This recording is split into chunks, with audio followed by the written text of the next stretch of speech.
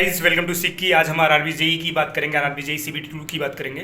और finally RRB JE ने जो है आरआरबी कंडक्टिंग बॉडी जो है वो इनकम्प्लीट एग्ज़ाम करा लिया है। यह 4-5 साल लग गए हैं आरआरबी जेई एग्ज़ाम होने में। 2018-19 के बाद जो है अभी हो रहा है एग्ज़ाम, ठीक है। और इसमें भी जो है सीबीटी 2 में फेज़ ज़्यादा बच्चे नहीं थे, फिर भी इनके पास पेपर बनाने का टाइम नहीं मिला। ज़्यादा पेपर मतलब 1 से 2 पेपर या 3 पेपर नहीं बना पाए। और जो पेपर बनाए भी हैं और ऐसे ऑप्शन दिए थे सीबीटी 2 में फेज़ शिफ्ट 1 की बात मैं कर रहा हूँ, मैकेनिकल इंजीनियरिंग की बात कर रहा हूँ कि बहुत सारे ऐसे डिलीमा वाले क्वेश्चन थे जिसपे मोर देन वन ऑप्शन सही भी है और बहुत सारे बच्चे लगाए। अब यार बच्चों को क्या पता कि आरआरबी क्या सोच रहा है।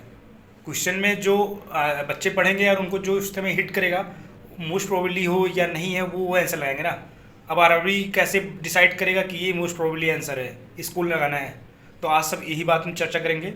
मैकेनिकल इंजीनियरिंग की बात करेंगे, सीबीटी 2 में फेज़ 1 शिफ्ट जो 1 में हुआ है उसकी बात करेंगे। उसके क्वेश्चंस कौन से ऑब्जेक्शनल लायक हैं। अगर आप लोगों को कोई डाउट है तो आप मुझे मेल करिएगा और मैं आपको प्रोवाइड करूँगा रेफरेंसेस कि आपको कौन कौन से क्वेश्चन में सीबीटी 2 में शिफ्ट 1 में आपको कौन सा क्वेश्चन में ऑब्जेक्शन करना है।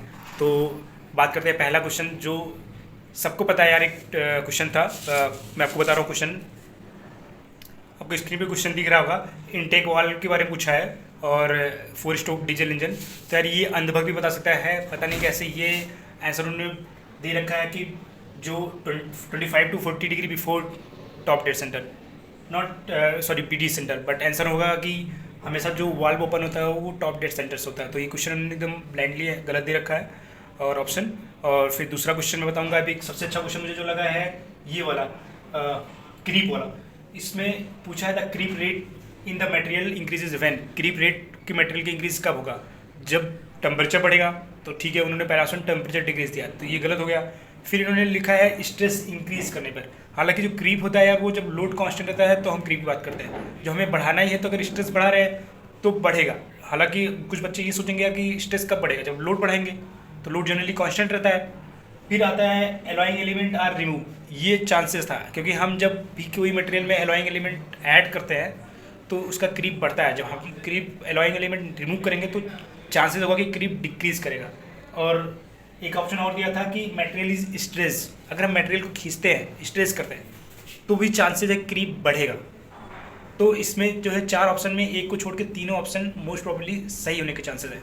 बट आरआरबी जी ने सिर्फ जो है स्ट्रेस इज इंक्रीज का ऑप्शन दे दिया और आंसर छुटकारा पा गया। अब कुछ बच्चे लगाए हैं तो वो सही मानेंगे। तो देखो क्या होता है ना कि सबका अपना ओपिनियन, जैसे आंसर बनता है वैसे ओपिनियन आता है। बट मेरे हिसाब से यार तीनों ऑप्शन सही हो सकते हैं इसके। एक स्ट्रेस इंक्रीज का भी, एलॉइंग एलिमेंट अगर रिमूव करेंगे वो भी, और तीसरा ऑप्शन जब स्ट्रेस करेंगे तो ऑटोमेटिकली कि स्ट्रेस करेंगे तो स्ट्रेस बढ़ेगा, ठीक है। स्ट्रेस बढ़ेगा फिर क्रीप घटेगा।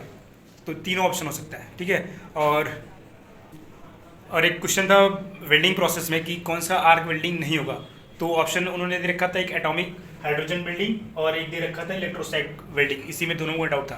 तो ये दोनों ऑप्शन सही हो सकते हैं। कैसे हो सकते हैं मैं आपको बता रहा हूँ। बहुत सारे कोचिंगों में देखा तो लोग बोल रहे हैं मैंने पढ़ाया था कि हाइड्रोजन वेल्डिंग जो एटॉमिक हाइड्रोजन वेल्डिंग है वो सही है क्योंकि मैंने पढ़ाया था, इसलिए ये सही होगा। ये ऑब्जेक्शन करने लायक नहीं है। किसी ने ये भी तो पढ़ाया है। मैं अभी MP कहाँ का था क्वेश्चन, शायद उड़ीसा का था क्वेश्चन, जहाँ पे पूछा हुआ था, सेम क्वेश्चन आया हुआ था ये कि कौन सा जो है आर्क वेल्डिंग प्रोसेस नहीं है। उसमें जो है ऑप्शन दिया था इलेक्ट्रोस्टैटिक वेल्डिंग और रेजिस्टेंस वेल्डिंग। तो उसमें जो है लग गया। फिर इलेक्ट्रोस्टैटिक में जब जहाँ पे ऑप्शन था इलेक्ट्रोस्टैटिक तो वहाँ पे इलेक्ट्रोस्टैटिक ऑप्शन दिया हुआ था। मैं आपको प्रूफ दिखाऊंगा वो चीज़ का। और यहाँ पे दोनों आंसर हो सकते हैं, एक एटॉमिक हाइड्रोजन वेल्डिंग और दूसरा जो है इलेक्ट्रोस्टैटिक वेल्डिंग। क्योंकि इनिशियली दोनों स्टार्ट होता है आर्क वेल्डिंग से, बट फाइनली जो वेल्ड होता है वो अदर प्रोसेस होता है। इलेक्ट्रोस्टैटिक वेल्डिंग में हम रेजिस्टेंस वेल्डिंग यूज होता है। जो प्रोसेस होता है वो रेजिस्टेंस की वजह से वेल्ड होता है। और इसमें जो है एटॉमिक हाइड्रोजन वेल्डिंग में केमिकल की वजह से होता है। केमिकल बॉन्ड जो ब्रेक होता है, हाइड्रोजन ब्रेक होता है तो होता है। तो इसमें दोनों ऑप्शन से होंगे। और अगला क्वेश्चन है, तो ऐसे मतलब ऑप्शन देख रहे हो ये जेई का एग्जाम है, इसमें इन्होंने मोर देन वन ऑप्शन भी कर सकते थे। एक से ज़्यादा क्वेश्चन ही हो सकते थे तो बहुत सारे बच्चों के लिए ईजी हो जाता। बट उन्होंने नहीं, प्रीवियस ईयर में ऐसे आए थे क्वेश्चन तो उसके मोर देन वन ऑप्शन थे। बट इस बार में एक भी क्वेश्चन में नहीं देखा कि मोर देन वन ऑप्शन, और इन्होंने ऑप्शन लेकिन दे रखा था more than one, but answer multiple नहीं था, ठीक है। तो अगला क्वेश्चन है, एक इकोनॉमिक ऑर्डर क्वांटिटी का क्वेश्चन आया हुआ था जिसमें उन्होंने अजम्पशन पूछ रखा था। तो एक अजम्पशन ये भी था कि डिमांड जो है कॉन्टीन्यूस दे रखा है, बट मैं बहुत जगह पढ़ा डिमांड कांस्टेंट होता है। अब कॉन्टीन्यूस और कांस्टेंट में बच्चे अंतर नहीं कर पाएंगे क्या? क्या मतलब कंटिन्यूस और कांस्टेंट, कांस्टेंट मतलब टाइम के साथ कांस्टेंट होना, कंटिन्यूस इसका ऑप्शन नहीं होगा। बट बहुत सारे कोचिंग वाले बोल रहे हैं कि नहीं कंटिन्यूस होगा ये, लेकिन मेरे हिसाब से कांस्टेंट होना चाहिए जो एग्जैक्ट है। अगर अब वर्ड के साथ खेलना है तो बात की बात है, बट अगर एग्जैक्ट, क्योंकि ये टेक्निकल एग्जाम है, कोई नॉन टेक्निकल एग्जाम नहीं है कि आप वर्ड के साथ खेलो। आप कॉन्सेप्ट के साथ खेल सकते हो, वहाँ पे भावनाओं के साथ नहीं खेल सकते बच्चों के, जो कि खेला जा रहा है आजकल। मतलब एक एग्जाम इन्होंने सही से नहीं करा पा रहे हैं यार। सिर्फ वन का जो नॉन टेक्निकल क्वेश्चन से बन नहीं पा रहा, वो शिफ्ट 2 में दे दे रहे हैं डिक्टो क्वेश्चन। और क्या मतलब बहुत सारी दिक्कतें देखा हूँ मैं यार, बहुत सारी दिक्कतें बच्चे बता रहे थे कि ये प्रॉब्लम रहा है, सेंटर में जो है कम स्पेस पे ज़्यादा बच्चे भर रहे हैं, एग्ज़ाम इनको कराना है कैसे भी करके, एक एग्ज़ाम नहीं हो रहा है। इलेक्शन प्रॉपरली हो जाता है इनसे, बट एग्ज़ाम प्रॉपरली नहीं। एक अलाइनिंग का क्वेश्चन आया हुआ था टूल मेकर माइक्रोस्कोप का, तो उसमें भी एक ऑप्शन उन्होंने गलत दे रखा है, और ऑप्शन जो सही है वो है aligning the cross wire the measurement, और वो तो बहुत सारे कोचिंग वाले भी एक्सेप्ट किए कि ये क्वेश्चन गलत है। तो मतलब मेरा जो मेन फोकस था वो क्रीप वाला था। क्रीप में यार काफ़ी ये मल्टीपल ऑप्शन होना चाहिए, और एक इकोनॉमिक ऑर्डर क्वांटिटी वाले में भी मल्टीपल ऑप्शन होने चाहिए, इससे 2 ऑप्शन सही हैं।